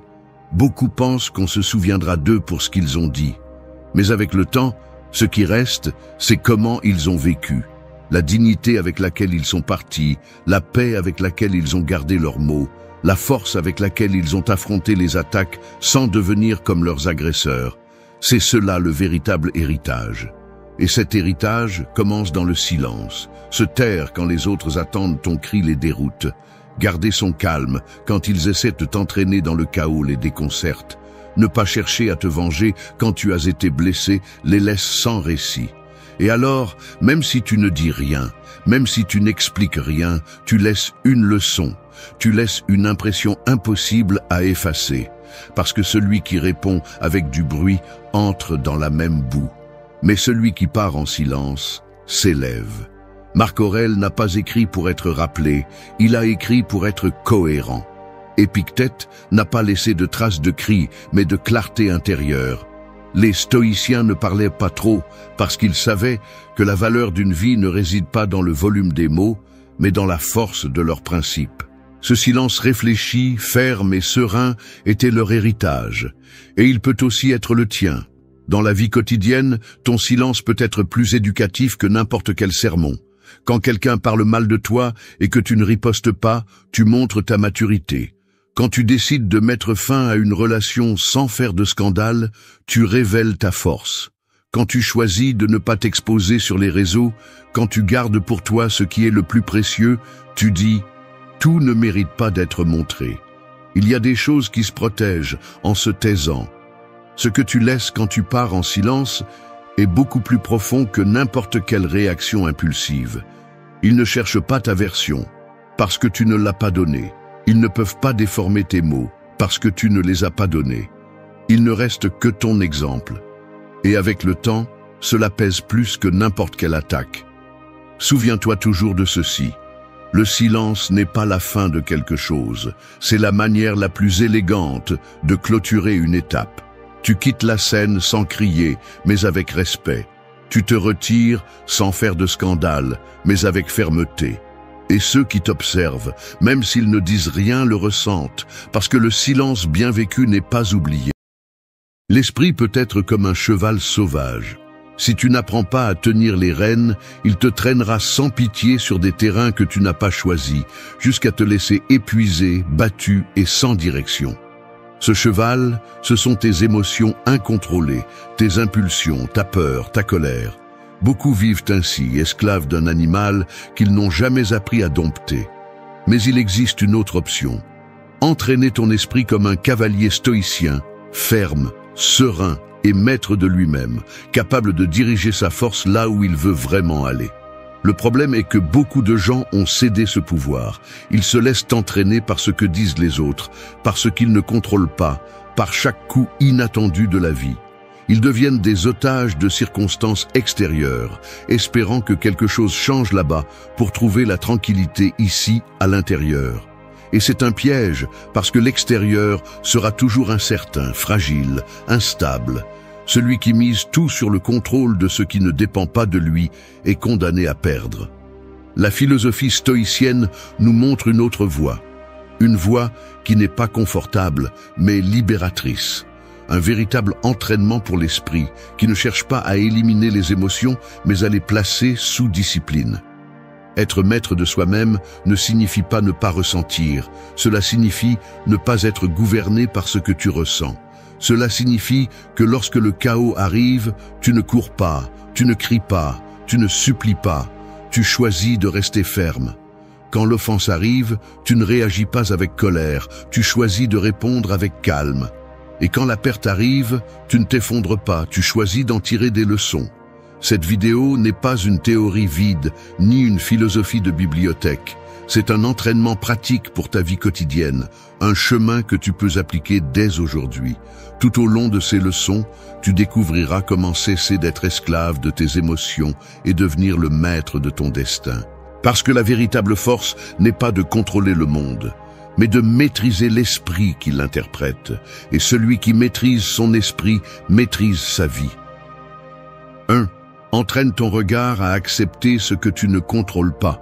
La mer peut être calme ou peut devenir un monstre qui dévore les bateaux. Tu ne choisis pas quand la tempête arrive, ni avec quelle force elle frappe, mais tu peux décider comment tu tiens le gouvernail. Beaucoup font naufrage parce qu'ils dépensent toute leur énergie à maudire le vent, à crier à la vague de se calmer, à souhaiter que le ciel redevienne bleu. Et pendant qu'ils le font, ils oublient la seule vérité qui compte. Ils ne peuvent pas contrôler la mer, mais ils peuvent contrôler leur capacité à la naviguer. C'est le principe qui fait la différence entre être esclave des circonstances ou maître de soi-même. Le stoïcisme enseigne qu'une grande partie de la souffrance humaine naît de la confusion entre ce qui est sous notre pouvoir et ce qui ne le sera jamais. L'anxiété, la frustration, la colère, toutes se multiplient lorsque nous essayons de changer ce qui ne dépend pas de nous. C'est comme essayer d'arrêter la pluie avec les mains, tu finis juste trempé et épuisé. Au contraire, le sage accepte que la pluie tombe parce qu'elle doit tomber. Et au lieu de la maudire, il cherche un abri ou apprend à se mouiller sans se briser. Entraîner le regard signifie apprendre à distinguer avec une brutalité claire ce qui est dans ton champ d'action et ce qui ne l'est pas. L'externe sera toujours un terrain incertain, les opinions des autres, l'économie, les décisions des autres, la santé du monde, les changements inattendus de la vie.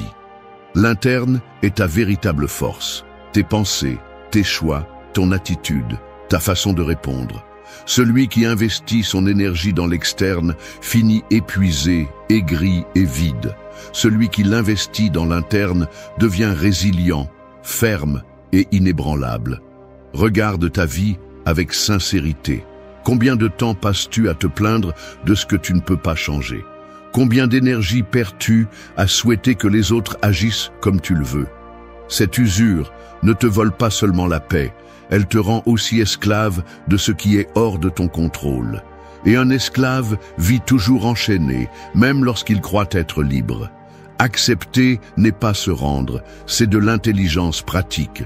Quand tu acceptes ce que tu ne contrôles pas, tu libères ton esprit de la lutte inutile. Il ne s'agit pas de résignation passive, mais de te concentrer sur ce que tu peux améliorer. Si tu perds un emploi, tu ne peux pas décider que l'entreprise te le rende, mais tu peux décider comment tu vas te relever le lendemain. Si quelqu'un t'offense, tu ne peux pas le forcer à se rétracter, mais tu peux décider de ne pas laisser cette offense gouverner ton humeur. L'entraînement commence dans le quotidien. Chaque fois que tu ressens de la frustration, pose-toi une question directe. Cela dépend-il de moi ou non? Si cela ne dépend pas, laisse tomber. Si cela dépend, agis avec discipline et fermeté. C'est aussi simple que cela, même si ce n'est pas facile. La pratique constante forge un esprit qui ne s'effondre pas avec l'externe parce qu'il a appris à investir la force dans l'interne. Celui qui entraîne son regard devient un guerrier silencieux. Il ne lutte pas contre des tempêtes impossibles, il lutte contre sa propre tendance à s'épuiser dans l'inutile. Et cette bataille, bien qu'invisible, est celle qui définit le véritable maître de lui-même. Le monde restera incertain, mais ton esprit cessera d'être un champ de bataille chaotique pour devenir un refuge solide. Celui qui apprend à accepter ce qu'il ne contrôle pas et à renforcer ce qu'il fait, trouve la liberté que les autres cherchent en vain à l'extérieur. 2. Forge ton autocontrôle dans la pause entre l'impulsion et ta réponse. Une étincelle peut allumer un feu ou s'éteindre en silence. Tout dépend de ce qui se passe à l'instant où elle surgit. C'est ainsi que fonctionne l'impulsion dans ton esprit. Un mot blessant, un geste de mépris, une situation inattendue, et tu ressens immédiatement l'étincelle de la colère, de la peur ou du désespoir. La plupart des gens laissent cette étincelle se transformer en feu, réagissant sans réfléchir, criant, frappant, fuyant ou prenant des décisions qu'ils regrettent par la suite. Mais celui qui entraîne son esprit selon les principes stoïciens apprend à utiliser cette pause, cette seconde invisible, pour décider s'il laissera le feu le consumer ou s'il choisira le calme comme réponse. Cet espace bref, entre ce qui se passe et ce que tu décides de faire, est le lieu où naît ta liberté. C'est là que se définit si tu es maître de toi ou esclave de tes émotions. Lorsque tu ne reconnais pas cet intervalle, tu deviens une marionnette qui se meut au gré des fils de la colère, de la frustration ou de la peur. Mais lorsque tu apprends à t'arrêter, ne serait-ce que pour une respiration, la vie change complètement. Cette pause est un terrain d'entraînement mental, la salle de sport où tu renforces ton autocontrôle. L'impulsion est naturelle, personne ne peut éviter de la ressentir. Nous voulons tous, à un moment donné, répondre avec violence, fuir un problème ou succomber à la tentation de la facilité. Mais ressentir n'est pas la même chose qu'agir.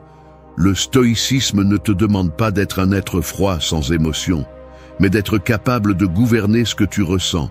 Il ne s'agit pas d'éteindre le feu intérieur, mais de le canaliser pour qu'il n'ait pas un effet destructeur, mais éclairant. Pense aux fois où tu as perdu le contrôle, les mots que tu as dits sans réfléchir et qui ont blessé quelqu'un, les décisions hâtives qui ont ensuite pesé sur ta conscience, la colère qui a ruiné une relation ou un moment important.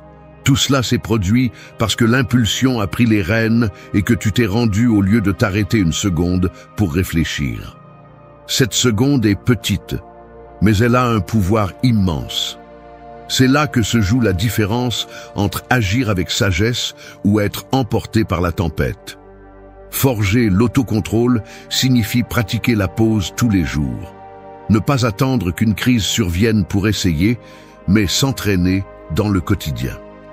Quand quelqu'un t'interrompt, quand un plan ne se déroule pas comme tu l'espérais, quand une pensée négative envahit ton esprit. Chacune de ces occasions est une opportunité pour t'arrêter, respirer, observer l'impulsion et décider de ta réponse. Au début, cela semble étrange, car tu es habitué à réagir immédiatement. Mais avec de la pratique, cet espace s'allonge, devient plus clair, et avec lui grandit ta capacité à garder le contrôle. Le guerrier qui maîtrise l'épée n'est pas celui qui frappe en premier, mais celui qui sait quand attendre et quand agir. Il en va de même pour ton esprit. La véritable maîtrise n'est pas de ne jamais ressentir de colère ou de peur, mais de ne pas les laisser décider pour toi. Celui qui s'entraîne à la pause apprend à utiliser les émotions comme des signaux, non comme des chaînes. La colère montre où tu ressens de l'injustice. La peur montre où il manque encore de la force. La tristesse révèle où tu as besoin de guérir. Ce sont des messages, pas des ordres. C'est ce pouvoir qui te rend maître de toi. Reconnaître que l'extérieur peut allumer l'étincelle, mais que c'est toi seul qui décides si elle se transforme en feu ou en lumière.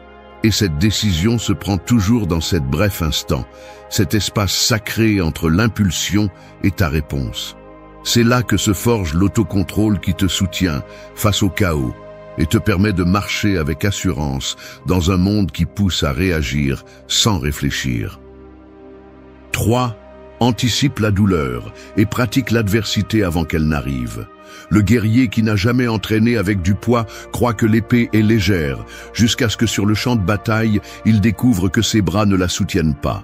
Il en va de même dans la vie. Beaucoup espèrent que l'adversité n'arrivera jamais, et quand elle arrive, elle les trouve faibles, sans préparation, brisées par l'inattendu. Le stoïcisme enseigne le contraire. Si tu veux être fort, n'attends pas que la tempête éclate, devance-la. Entraîne-toi pour la douleur, pratique l'adversité avant qu'elle ne te frappe, et quand elle arrivera, elle ne te trouvera pas sans défense, mais ferme, prêt et résistant. La plupart des gens construisent leur vie sur l'illusion que le confort est éternel. Ils font confiance à ce que l'argent sera toujours là, que la santé ne faillira pas, que les personnes importantes ne partiront jamais. Mais la réalité est cruelle. Tout cela peut s'effondrer en un instant. Celui qui s'accroche à cette illusion souffre 2 fois, d'abord par manque de préparation, puis par le coup lui-même. Celui qui entraîne son esprit à accepter le pire, en revanche, transforme l'inattendu en quelque chose de prémédité, en un terrain qu'il avait déjà parcouru dans son imagination. Les stoïciens appelaient cette pratique préméditatio malorum, penser à l'avance à ce qui pourrait mal tourner, non pas pour s'obséder avec le malheur, mais pour entraîner la résilience. Imagine perdre un travail, imagine tomber malade, imagine la trahison de quelqu'un de proche. Il ne s'agit pas de vivre avec paranoïa, mais de faire de la douleur un visiteur que tu connais déjà, pas un monstre qui te surprend dans l'obscurité. Ainsi, quand quelque chose de cela se produit, ton esprit ne se brisera pas parce qu'il s'était déjà préparé en silence. Cette pratique t'aide aussi à apprécier ce que tu as. Quand tu penses que quelqu'un que tu aimes pourrait ne pas être là demain, tu arrêtes de prendre pour acquis le temps que tu partages aujourd'hui. Quand tu te souviens que la santé peut se briser, tu profites de chaque jour pour renforcer ton corps. Quand tu acceptes que la richesse peut disparaître, tu apprends à vivre avec le nécessaire. Anticiper l'adversité ne forge pas seulement la force, elle éveille aussi la gratitude. Pratiquer l'adversité au quotidien est un entraînement puissant. Tu peux le faire de manière simple, te priver d'un luxe, t'exposer au froid, t'entraîner dans l'inconfort, travailler avec un effort supplémentaire. Ces petits renoncements renforcent ton caractère parce qu'ils te rappellent que tu peux vivre avec moins, que tu ne dépends pas du confort pour tenir debout. Celui qui ne connaît que la douceur du confort ne supporte pas le premier frottement de la dureté. Celui qui s'entraîne dans l'inconfort apprend que rien d'extérieur ne le brise si facilement. Vois la vie comme un champ de bataille où chaque jour tu peux t'entraîner. La douleur, l'échec, la perte, tôt ou tard, arriveront. Prétendre le contraire ne les arrêtera pas. Celui qui se prépare à l'avance les affronte avec un esprit ferme et un esprit trempé. Celui qui se trompe avec des illusions est brisé au premier choc. La différence n'est pas dans le coup, mais dans l'entraînement préalable. Anticiper la douleur ne signifie pas vivre avec peur, cela signifie vivre avec sagesse. C'est regarder en face l'inévitable et dire « Je suis prêt, j'ai déjà entraîné pour cela ». Et quand la tempête arrivera, quand le monde vacillera, tu seras comme le guerrier qui tient l'épée avec force parce qu'il l'a déjà levée 1000 fois dans son entraînement. C'est l'avantage de celui qui s'entraîne dans l'adversité. Quand la vie attaque, il ne tremble pas, il répond. Celui qui pratique la douleur avant qu'elle n'arrive découvre que l'inattendu ne l'asservit plus, parce qu'il est devenu maître de lui-même. 4. Maîtrise tes pensées pour gouverner tes émotions. Une rivière peut tout emporter sur son passage ou peut faire fonctionner calmement le moulin qui génère de l'énergie. La différence ne réside pas dans l'eau, mais dans la manière dont elle est dirigée. Il en va de même pour l'esprit. Les pensées coulent sans cesse, certaines claires comme des courants tranquilles et d'autres turbulentes comme des eaux déchaînées. Si tu les laisses courir sans contrôle, elles finissent par t'entraîner vers des émotions violentes qui gouvernent ta vie. Mais si tu apprends à les canaliser, ces mêmes pensées deviennent la source de ton équilibre et de ta force intérieure. La plupart des gens pensent qu'ils sont victimes de ce qu'ils ressentent. Ils disent « je suis en colère parce qu'on m'a offensé » ou « je suis triste parce que les choses ont mal tourné ». Mais la vérité est que ce ne sont pas les faits en eux-mêmes qui provoquent les émotions, mais ce que nous pensons d'eux. Une insulte n'a pas le même effet sur quelqu'un qui l'interprète comme une offense que sur quelqu'un qui l'interprète comme un bruit sans importance. L'échec ne blesse pas de la même manière celui qui le voit comme un échec que celui qui le voit comme un entraînement. Tes pensées sont le filtre qui donne forme à tes émotions. Maîtriser ces pensées ne signifie pas essayer de les arrêter, car c'est impossible. L'esprit produit toujours des idées, des souvenirs, des peurs et des projections. La maîtrise consiste à apprendre à les observer, à les questionner et à les transformer. Lorsqu'une pensée négative apparaît, tu peux décider de la nourrir jusqu'à ce qu'elle devienne un monstre émotionnel ou de la laisser passer comme un nuage qui traverse le ciel. Cette capacité à choisir quelle pensée soutenir est ce qui sépare le maître de lui-même de l'esclave de son esprit. Pense à un exemple simple. Tu es dans la circulation et quelqu'un te coupe la route. Si ta pensée immédiate est « il m'a manqué de respect », tu ressentiras de la colère et tu passeras le reste du trajet avec le cœur qui bat la chamade. Mais si tu choisis de penser « cette personne a son propre chaos, je ne vais pas le porter », l'émotion qui surgira sera différente, peut-être de la calme, peut-être de l'indifférence. L'entraînement commence par la conscience. Chaque fois que tu ressens une émotion forte, demande-toi « qu'est-ce que je pense qui me fait ressentir cela ?» Cette question expose l'origine, révèle l'interprétation qui gouverne ton humeur.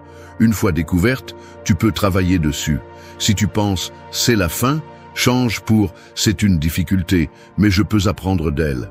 Si tu penses « je ne vaux rien », transforme en « j'ai de la valeur, même si aujourd'hui je n'ai pas atteint ce que j'espérais ».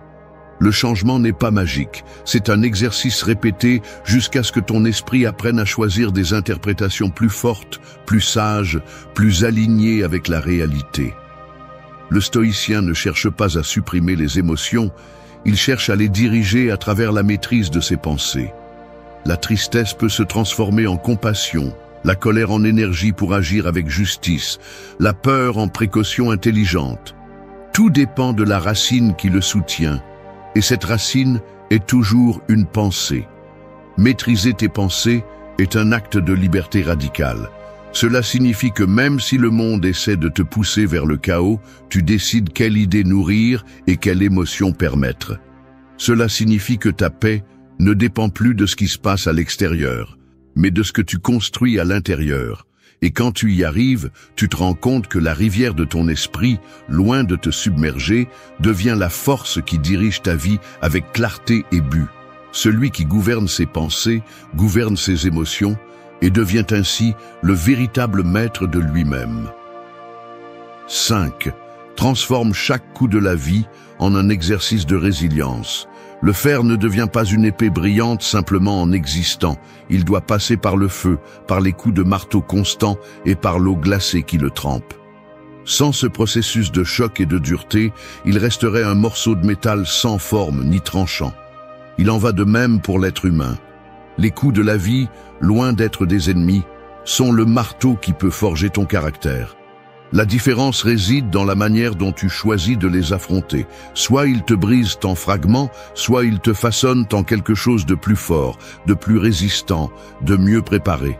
La plupart craignent l'adversité comme si elle était un bourreau venant tout détruire. Mais le stoïcien comprend que la douleur et les obstacles sont des maîtres déguisés. Chaque difficulté qui te fait chanceler est en réalité une leçon pratique de force. La perte t'apprend à apprécier ce qui reste, l'échec te montre les lacunes de ta préparation, la trahison te révèle l'importance de la confiance en toi-même. Le coup, bien qu'il fasse mal, apporte toujours un message caché qui peut te transformer si tu décides de l'écouter. La résilience ne naît pas dans les jours confortables, ni dans les victoires faciles. Elle se construit dans les moments où tout semble s'effondrer. C'est lorsque la vie te secoue violemment que tu découvres de quoi tu es fait. Beaucoup tombent parce qu'ils résistent à la douleur, parce qu'ils pensent que la vie devrait toujours être stable et juste.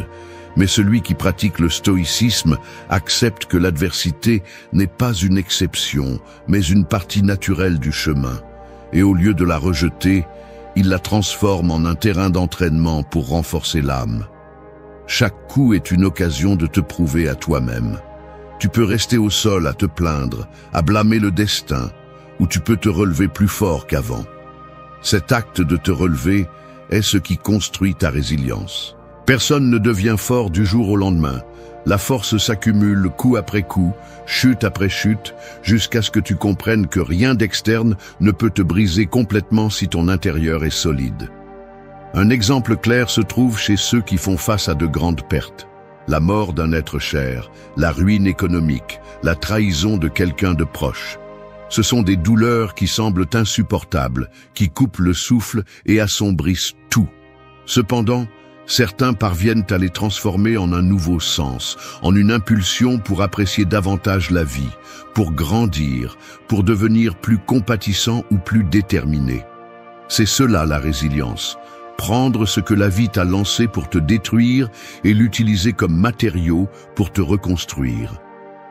S'entraîner à cette approche commence par changer la question.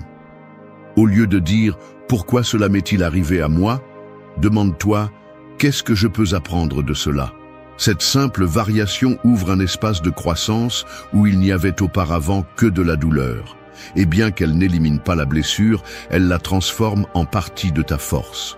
Chaque cicatrice devient un rappel que tu as survécu, que rien ne t'a vaincu, que tu es toujours debout.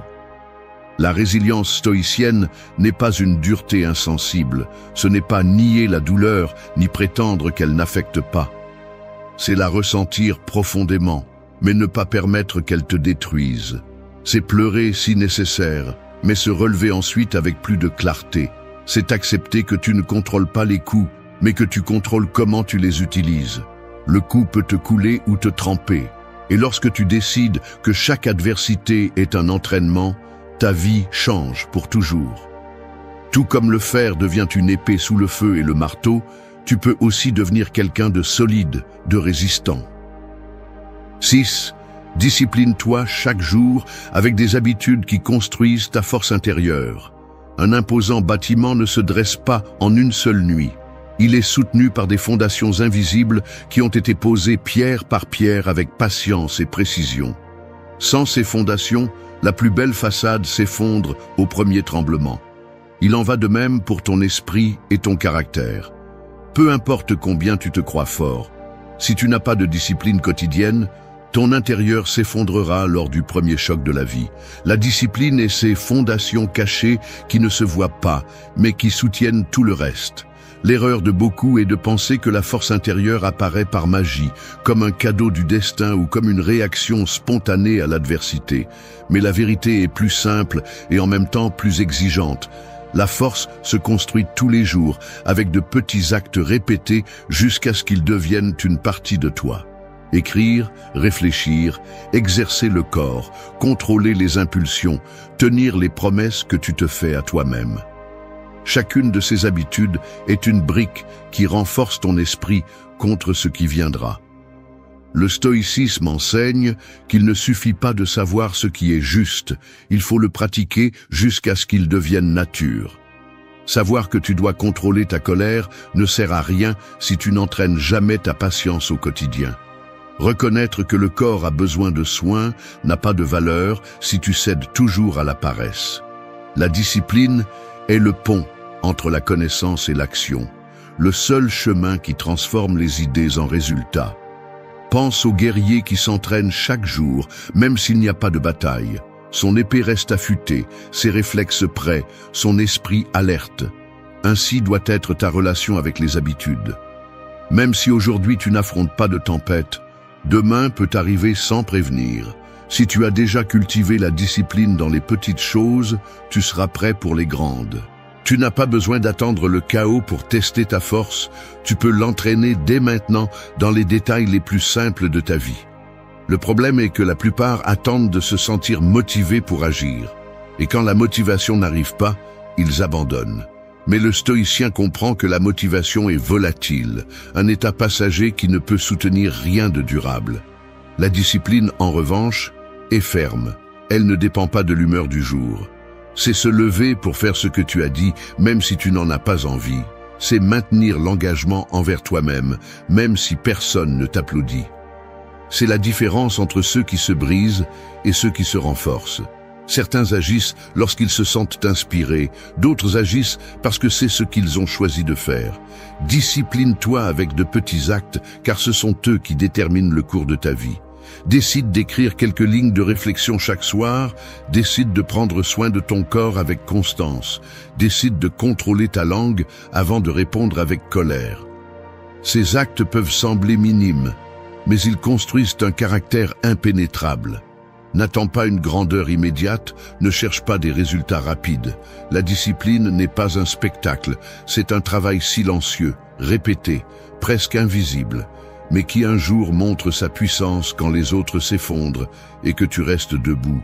Chaque jour où tu respectes tes habitudes, même si cela semble insignifiant, tu poses une pierre de plus dans les fondations de ta force intérieure.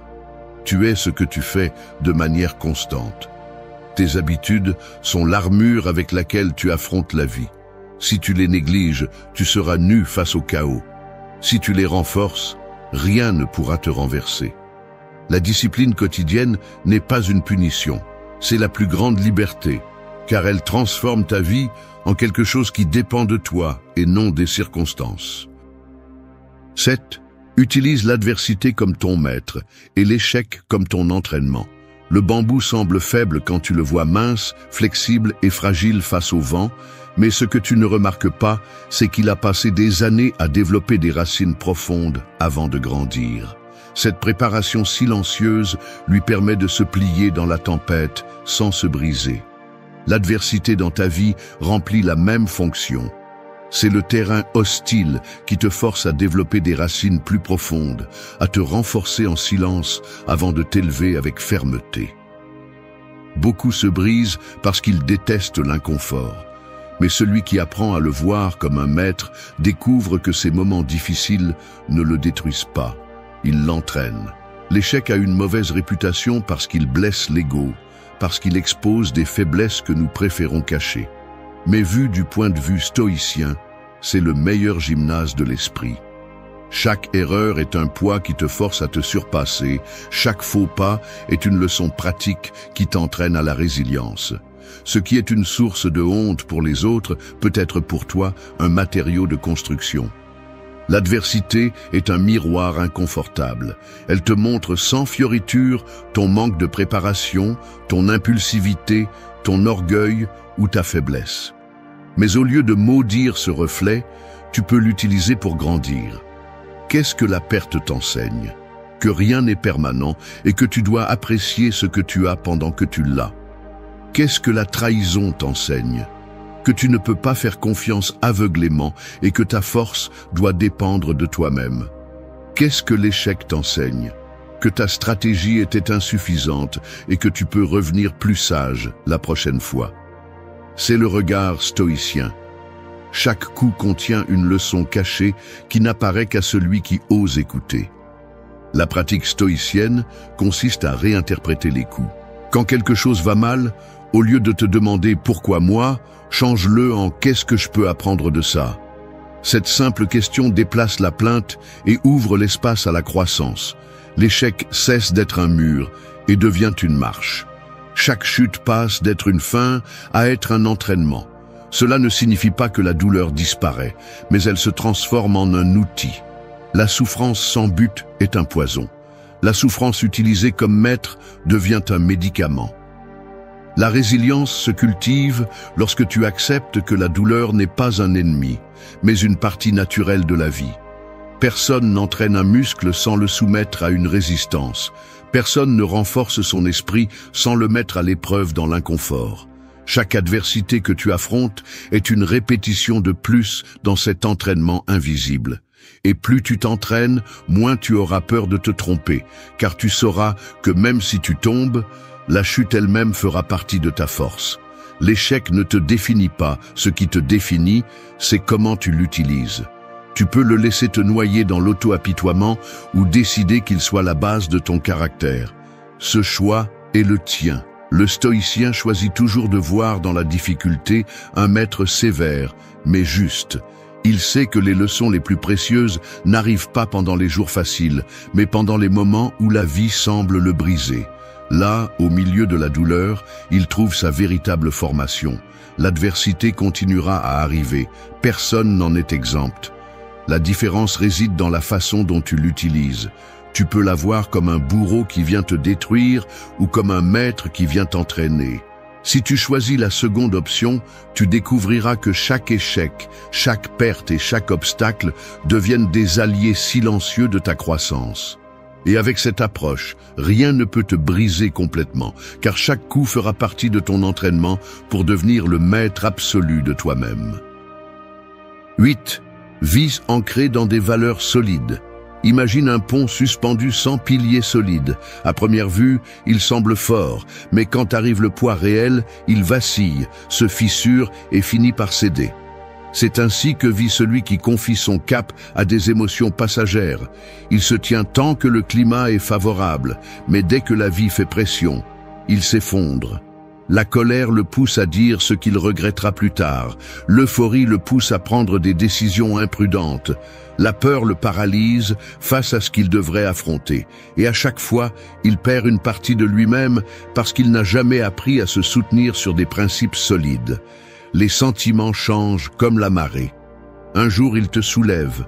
Le lendemain, ils te submergent. C'est pourquoi s'appuyer uniquement sur eux, c'est se livrer au chaos. L'authenticité ne réside pas dans le fait de toujours faire ce que l'on ressent, mais d'agir selon ce que l'on a décidé d'être, même si nos émotions crient le contraire. Le stoïcisme le rend clair. Des valeurs comme l'intégrité, la justice, la tempérance ou la discipline sont des ancres qui ne bougent pas avec le vent. Si tes actions naissent d'elles, rien d'extérieur ne pourra te gouverner. Celui qui vit emporté par les émotions finit par se vider. Il perd des relations à cause d'explosions de colère, gaspille des opportunités par peur, compromet son avenir pour un instant de plaisir ou d'euphorie. Et le plus triste, c'est qu'il se convainc qu'il ne pouvait pas l'éviter. Cette excuse est la marque d'un esclave, quelqu'un qui n'a jamais pris la barre de sa vie.